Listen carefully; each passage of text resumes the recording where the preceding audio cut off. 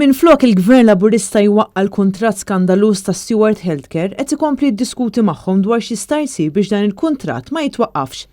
Il-Ministru tas-Saħħa Chris Friend stess ikkonferma li għadhom għaddejjin dawn id-diskussjonijiet.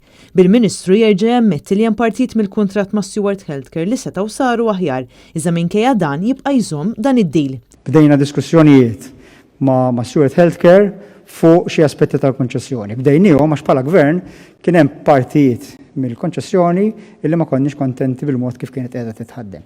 Turija ċara ta' kemm il-Gvern Laburista għadu qed ikaxkar saqar dwar dan il-kuntratt li qed jiswa lill-poplu Malti 300 miljun euro. Bil-Ministru responsabbli mis-settur tas-saħħa jerġa' jgħid li kollu se jibqa' kif inhu sakemm xi darba jingħalqu id-diskussjonijiet. Dawk ix-xenarji kollha li aħna konna kkontemplajna u wedna li huma miftuħa fil-bidu tad-diskussjonijiet jibqgħu hemm sakemm id-diskussjonijiet jingħalqu. Sa mill-bidu net ta' din is-saga l-Partit Nazzjonalista dejjem saħaq li dan kien kuntratt li sar minn wara dar il-poplu Malti. Kuntratt ta' 300 miljun euro li minnu l-Maltin u l-Awċin spiċċaw ma ħadu xejn lura.